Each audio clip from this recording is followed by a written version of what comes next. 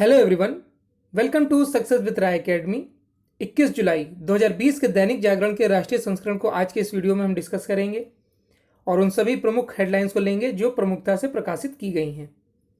इसमें sports page, business, national, international, editorial सभी पेजों को कवर किया जाएगा।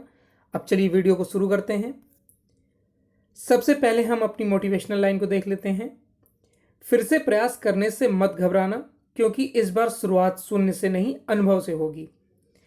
अगर हम इसे स्टूडेंट के तौर पर देखें या किसी भी क्षेत्र में या निजी जीवन में भी देखें तो कभी कभी होता है कि आप प्रयास करते हैं, आपको सफलता नहीं मिलती है तो आप निराश हो जाते हैं और आपको लगता है कि आपको फिर से प्रयास करना है। बिल्कुल नहीं, आपको शून्य से प्रयास तो बिल्कुल नहीं करना है, क्योंकि आपने चीज़ें पढ़ी हुई हैं। मान लीजिए आपने परसेंटेज मैथ का परसेंटेज चैप्टर सॉल्व किया है, लगाया है, तो अब आपको फिर से परसेंटेज नहीं पढ़ना है कि 50% 1.1/2 होता है या फिर 33% कितना होता है। ये सब आपको नहीं पढ़ना है, आपको सिर्फ प्रैक्टिस करनी है। क्यों?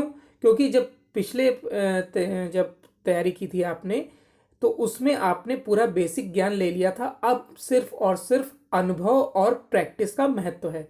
आपको ये जांचना है कि आपने कौन सी गलतियां करी थी जिसमें आप सुधार कर सकते हैं। यही एक अनुभव बोला जाता है। यानी कि आप उन सब चीज़ों को क्लेरिफाई करिए कि किन किन चीज़ों में आपने गलतियां करी हैं। मैथ में, रीजनिंग में, जीएस में, कौन से ऐसे, इंग्लिश में कौन से ऐसे टॉपिक हैं जो आपके वीक पोर्शन हैं, उसमें और मेहनत करिए और प्रयास करिए। निश्चित तौर पर आपको सफलता मिलेगी। अब आज के न्यूज़पेपर को शुरू करते हैं। सबसे पहले हम नेशनल न्यूज़ लेते हैं। 3 नेशनल न्यूज़ है हमारे लिए। पहली न्यूज़ है कि सरकारी बैंकों की संख्या 12 से 5 करने की तैयारी। नरेंद्र मोदी सरकार द्वारा प्राइवेटाइजेशन की तरफ एक और कदम।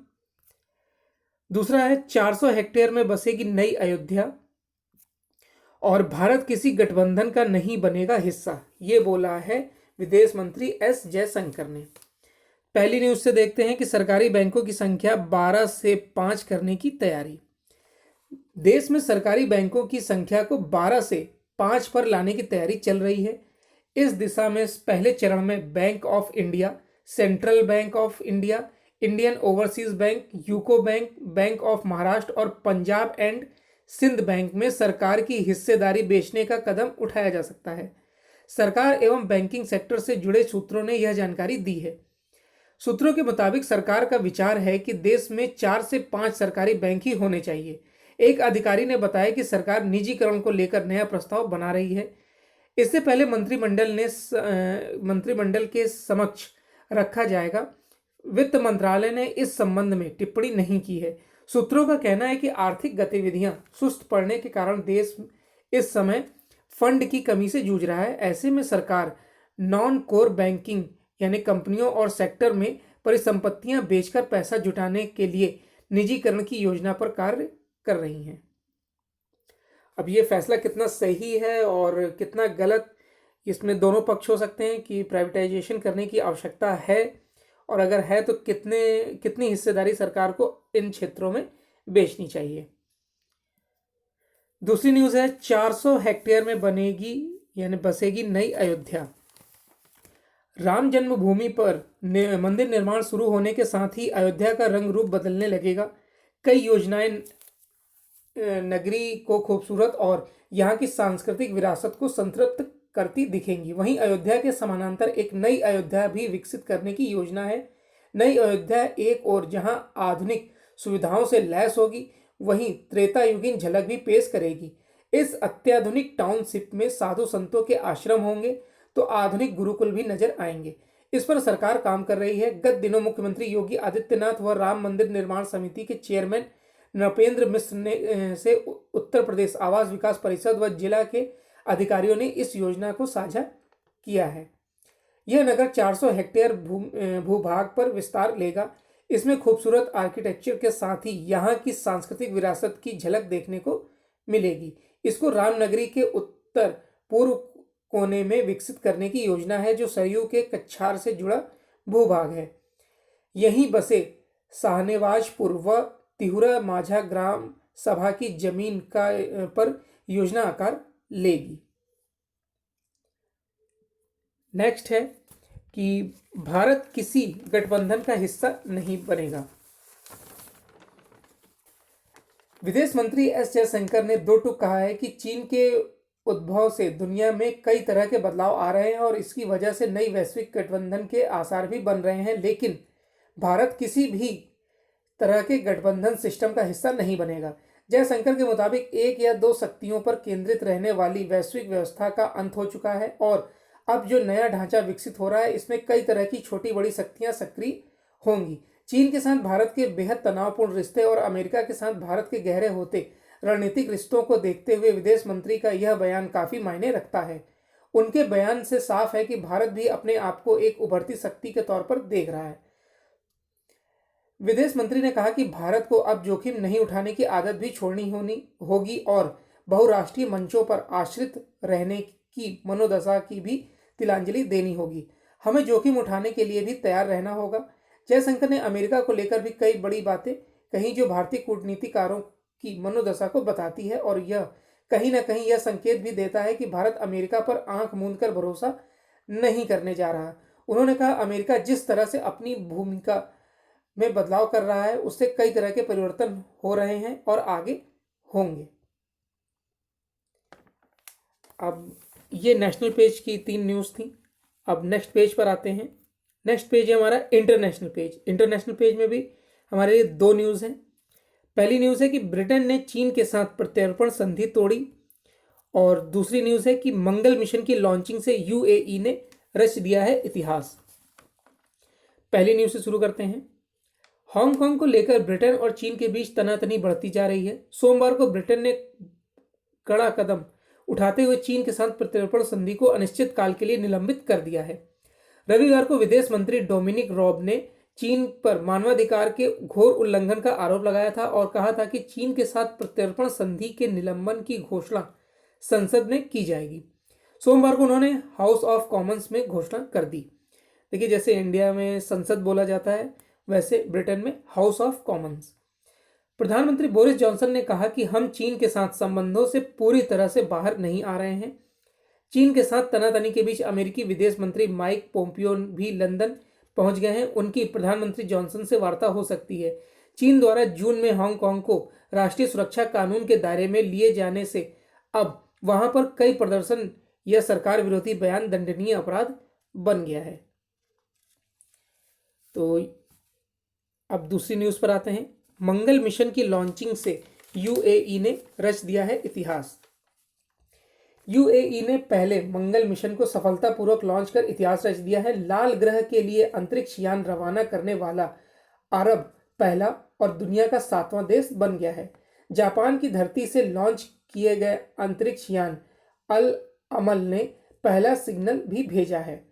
अल अमल या होप प्रोब नामक अंतरिक्ष यान को H2A रॉकेट के साथ जापान के तानेगाशिमा स्पेस सेंटर से स्थायी समयानुसार रात 1:58 पर रवाना किया गया। इस लॉन्चिंग के बाद Mitsubishi heavy industry launch services ने बताया कि प्रोब का टेलीकॉम सिस्टम स्थापित किया गया है। लॉन्चिंग के 1 घंटे बाद यह लॉन्च व्हीकल से सफलतापूर्वक अलग हो गया और पहला सिग्नल भेजा है। इधर खलीज टाइम्स ने बताया कि दुबई में स्थापित किए गए मिशन कंट्रोल रूम को सिग्नल मिलने लगे हैं। यूएई के रिमोट वर्किंग सिस्टम मामलों के मंत्री उमर सुल्तान अल अलामा ने कहा कि अमीरात की मंगल मिशन टीम ने बड़ी रुकावट कोरोना महामारी पर जीत हासिल करते हुए इतिहास रचा है। तो ये इंटरनेशनल पेज की 2 न्यूज़ थी। अब नेक्स्ट पेज पर आते हैं। नेक्स्ट पेज है हमारा बिजनेस पेज। बिजनेस पेज की पहली न्यूज़ है हमारे लिए, एमएसएमई लोन को रिस्ट्रक्चर करने की हो सकती है चर्चा। और दूसरी न्यूज़ है, ग्राहकों से धोखाधड़ी करने वालों की अब खैर नहीं। पहली न्यूज़ से शुरू करते हैं। सरकार लगातार इस बात पर जोर दे रही है कि देश को आर्थिक संकट से बाहर निकालने में सूक्ष्म लघु एवं मध्यम उद्योगों की अहम भूमिका रहेगी। इस दिशा में सरकार इन उद्यमों की मदद के लिए जरूरी कदम उठाने की तैयारी में है। वित्त राज्य मंत्री अनुराग सिंह ठाकुर ने भरोसा दिया है कि एमएसएमई के लोन को रिस्ट्रक्चर करने पर भी सोचा जा सकता है। आरबीआई से चर्चा कर कोई ऐसा तरीका निकाला जा सकता है जिसके तहत रिस्ट्रक्चरिंग से बैंकों को भी नुकसान नहीं हो और एमएसएमई को भी लाभ मिल जाए। उन्होंने बताया कि एमएसएमई के लिए घोषित फंड ऑफ फंड स्कीम को आर्थिक मामलों की कैबिनेट कमेटी ने मंजूरी दे दी है और इसे जल्द ही आरंभ कर दिया जाएगा। उन्होंने एमएसएमई की उत्पादन लागत कम करने के उपायों को लागू करने का भरोसा दिया ताकि भारत वैश्विक सप्लाई चेन का अहम हिस्सा बन सके। Chamber of Indian micro small and medium enterprises एवं दैनिक जागरण की तरफ से आयोजित कार्यक्रम एमएसएमई की बात में मंत्री ने कहा कि छोटे उद्यमियों की उत्पादन लागत कम करने के लिए सरकार विभिन्न जगहों पर क्लस्टर का निर्माण कर रही है।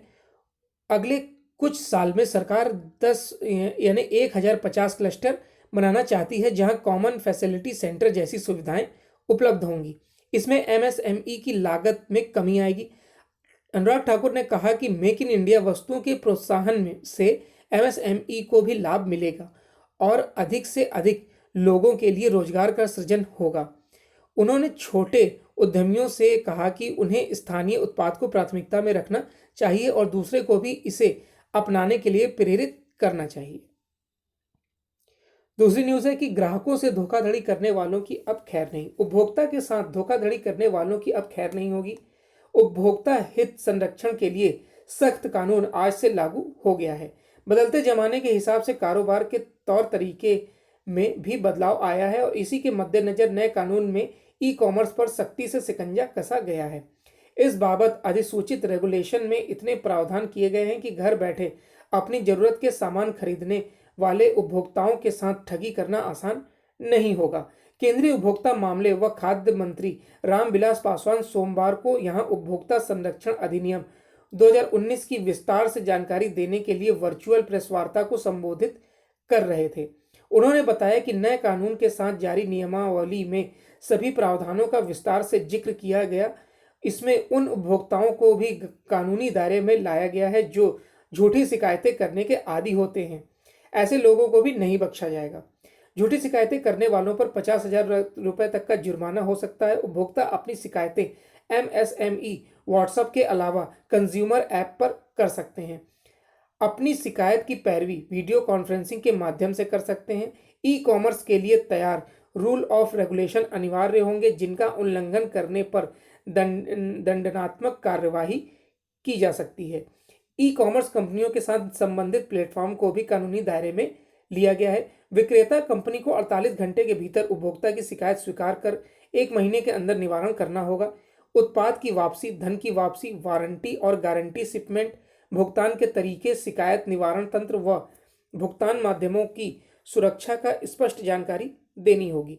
विक्रेता को बिक्री के लिए मूल देश सहित वस्तुओं और सेवाओं से संबंधित सभी प्रासंगिक विवरण देने होंगे ताकि उपभोक्ता को उत्पादन खरीदने से पूर्व सोच समझकर फैसला लेने में सहूलियत हो। तो ये बिजनेस पेज की 2 न्यूज़ थी। अब नेक्स्ट पेज पर आते हैं। नेक्स्ट पेज है हमारा एडिटोरियल पेज। एडिटोरियल पेज में हमारे लिए हर बार की तरह 3 आर्टिकल हैं। पहला आर्टिकल है सरकारी हस्तक्षेप से मुक्त हो मंदिर, यानी कि श्री पद्मनाभ स्वामी मंदिर संबंधी फैसले ने हिंदू मंदिरों की संपत्ति पर नजर गड़ाए धर्मनिरपेक्ष तंत्र को भले ही झटका दिया हो, पर हिंदू समाज की लड़ाई अभी लंबी है। और इसी पर लिखा गया है आर्टिकल, और आर्टिकल लिखा है इंडिक एकेडमी के सदस्य और स्तंभकार विकास सारस्वत द्वारा। दूसरा आर्टिकल है हमारा कम होना ही चाहिए पढ़ाई का बोझ। सीबीएसई ने पाठ्यक्रम में जो 30% कटौती की है उसका अनुसरण अन्य स्कूल बोर्ड भी करे, और ऐसा बोला है एनसीईआरटी के चेयरमैन रहे लेखक, शिक्षा एवं सामाजिक सद्भाव के क्षेत्र में कार्यरत जगमोहन सिंह राजपूत द्वारा। तीसरा आर्टिकल है कांग्रेस की कला। जिस तरीके से अब मुख्यमंत्री अशोक गहलोत सचिन पायलट को निकम्मा तक बोल रहे हैं, तो ये कांग्रेस की अंदरूनी कलह सामने आ रही है। इसी पर लिखा गया है तीसरा आर्टिकल। तो हम अपने पहले आर्टिकल से शुरू करते हैं कि सरकारी हस्तक्षेप से मुक्त हो मंदिर। सर्वोच्च न्यायालय के 2 सदस्यीय पीठ की ओर से श्री पद्मनाभ स्वामी मंदिर पर दिए गए निर्णय ने हिंदू मंदिरों के प्रबंधन में सरकारी हस्तक्षेप की समस्या को भी उजागर करने का काम किया है। तमिलनाडु में चिदम्बरम स्थित नटराज मंदिर के बाद यह दूसरा अवसर है जब सुप्रीम कोर्ट ने किसी प्रमुख मंदिर का नियंत्रण सरकारी हाथों से लेकर वापस हिंदू समाज को सौंपा है। दोनों ही मामलों ने उस दोहरी धर्मनिरपेक्ष व्यवस्था को चुनौती दी है जिसके बारे में जगन्नाथपुरी मंदिर की सुनवाई करते समय मुख्य न्यायाधीश जस्टिस S.A. बोबड़े ने पूछा था कि आखिर सरकारी कर्मचारी मंदिरों का प्रबंधन क्यों कर रहे हैं। सुप्रीम कोर्ट में जस्टिस U.U. ललित और इंद्र मोहन मल्होत्रा की बेंच ने 2011 के केरल उच्च न्यायालय के निर्णय को पलटते हुए न सिर्फ त्रावणकोर राज परिवार को सेवायत यानी आराध्य के भूलोक पर प्रतिनिधित्व के रूप में मान्यता दी, बल्कि परिवार द्वारा सुझाए गए श्री पद्मनाभ स्वामी मंदिर प्रबंध तंत्र को भी स्वीकार किया। इस निर्णय ने जहां परंपराओं का सम्मान और राजवाड़ों द्वारा भारतीय संघ के विलय की शर्तों का आदर किया, वहीं हिंदू मंदिरों की पवित्रता को नष्ट होने से बचाया है। 2011 में केरल हाईकोर्ट ने अपने निर्णय में न सिर्फ चुनौती देने वालों की दलील को स्वीकार किया, बल्कि अपने अधिकार क्षेत्र से आगे बढ़कर उन मालखानों को खोलने के आदेश दे दिए जिनमें मंदिर की संपत्ति रखी हुई थी।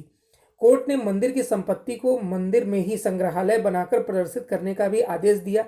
ऐसा करते समय उच्च न्यायालय ने टिकट लेकर परिसर में प्रवेश देने के आदेश भी दिए हैं।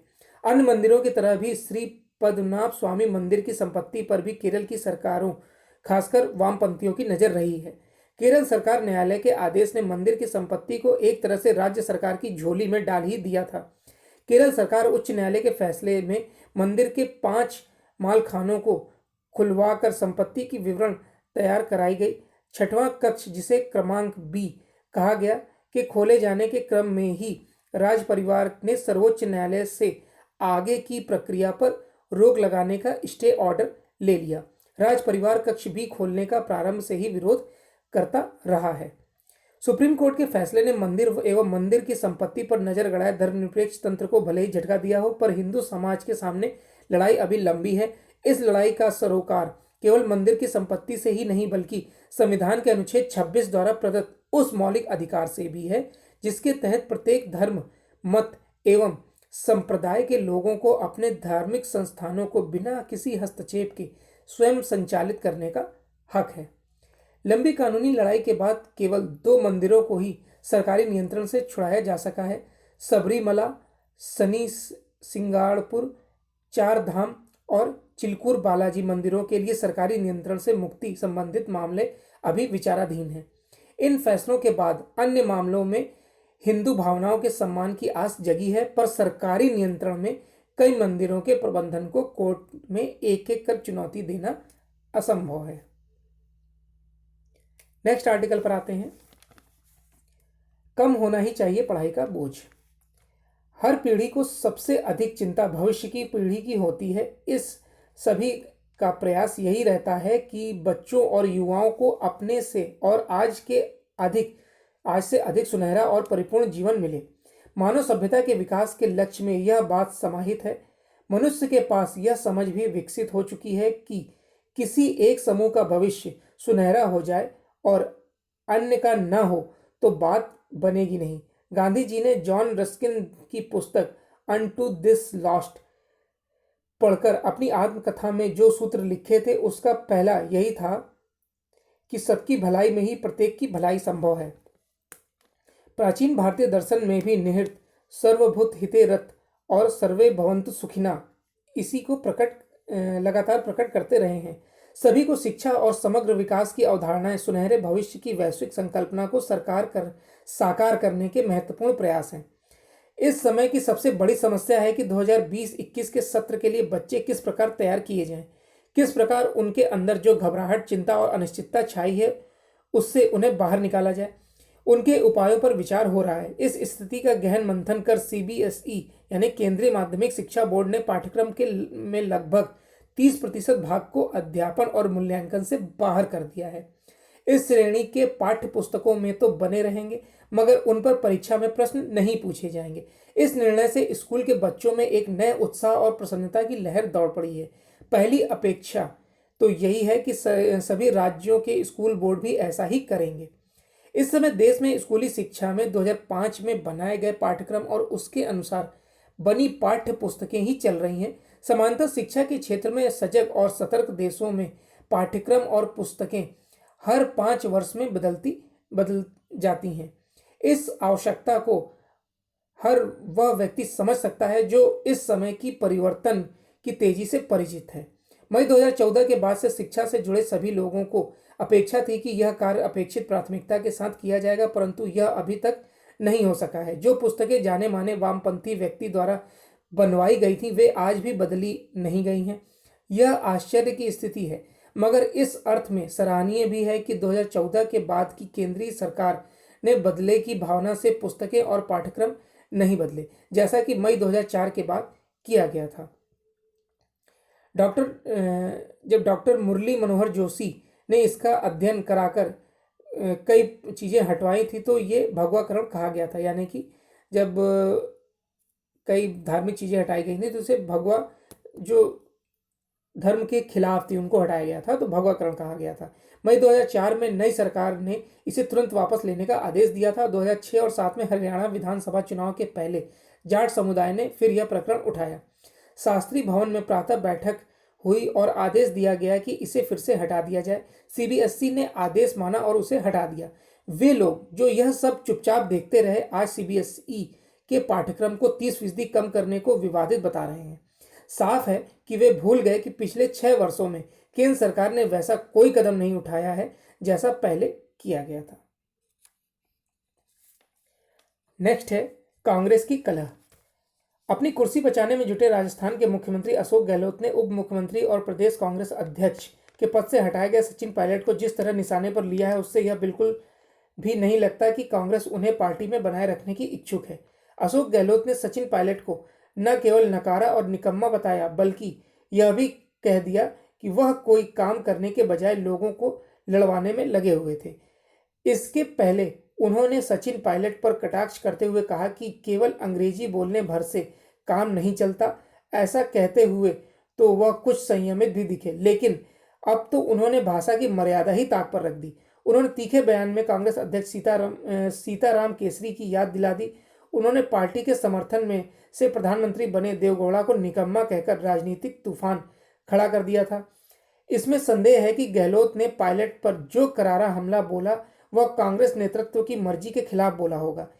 इसकी भी अनदेखी नहीं की जा सकती कि कांग्रेस के एक विधायक ने सचिन पर यह सनसनीखेज आरोप मढ़ा कि उन्होंने अपने साथ आने के लिए 35 करोड़ रुपए की पेशकश की थी। कहना कठिन है कि इस आरोप में कितना दम है, लेकिन यह वही विधायक है जो खुद बसपा से कांग्रेस में शामिल हुए हैं। इस विधायक के अलावा छत्तीसगढ़ के मुख्यमंत्री ने भी यह कहकर एक तरह से सचिन पायलट के खिलाफ ही मोर्चा खोला है कि उमर अब्दुल्ला की रिहाई के पीछे उनकी पैरवी हो सकती है। तो ये एडिटोरियल पेज के 3 आर्टिकल थे। अब नेक्स्ट पेज पर आते हैं। नेक्स्ट पेज है हमारा स्पोर्ट्स पेज।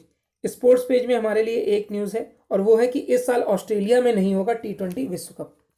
कोरोना वायरस महामारी की वजह से टोक्यो ओलंपिक के बाद ऑस्ट्रेलिया में इस साल 18 अक्टूबर से 15 नवंबर तक होने वाला पुरुष T20 विश्व कप भी स्थगित हो गया है। ऑस्ट्रेलिया क्रिकेट यानी कि अंतर्राष्ट्रीय क्रिकेट परिषद की सोमवार को वीडियो कॉन्फ्रेंसिंग के जरिए हुई बैठक में यह फैसला लिया गया है। इसी के साथ भारतीय क्रिकेट कंट्रोल बोर्ड को अब IPL के लिए जरूरी विंडो उपलब्ध हो गई है। BCCI दुनिया की सबसे धनवान क्रिकेट लीग का आयोजन 26 सितंबर से 7 नवंबर तक संयुक्त अरब अमीरात में कराना चाहता है। ICC के अनुसार अब वर्ष 2021 और 22 में ICC पुरुष T20 विश्व कप खेले जाएंगे। अगले साल होने वाले विश्व कप का फाइनल 14 नवंबर को, जबकि 2022 की T20 विश्व कप का फाइनल 13 नवंबर को होगा। वहीं ICC ने वर्ष 2023 में भारत में होने वाले वनडे विश्व कप का भी कार्यक्रम कुछ महीने आगे बढ़ा दिया है। यह विश्व कप मार्च अप्रैल की जगह अब अक्टूबर नवंबर में होगा। इसका फाइनल 26 नवंबर 2023 को खेला जाएगा। अभी यह तय नहीं है कि 2021 और 22 T20 विश्व कप कहाँ खेले जाएंगे। ICC के एक अधिकारी ने दैनिक जागरण से कहा कि हमने कोरोना को देखते हुए अपने विकल्प खुले रखे हैं। पहले 2021 T20 विश्व कप का आयोजन भारत में होना था, लेकिन अब ICC कोरोना की स्थिति के आधार पर तय करेगी कि 2021 और 22 में कौन सा विश्व कप ऑस्ट्रेलिया में होगा और कौन सा भारत में। तो ये आज का यानी 21 जुलाई 2020 का दैनिक जागरण का राष्ट्रीय संस्करण था। आई होप आपको वीडियो अच्छा लगा होगा। अगर आपको वीडियो अच्छा लगा हो तो लाइक और शेयर कर दीजिएगा। वीडियो देखने के लिए धन्यवाद।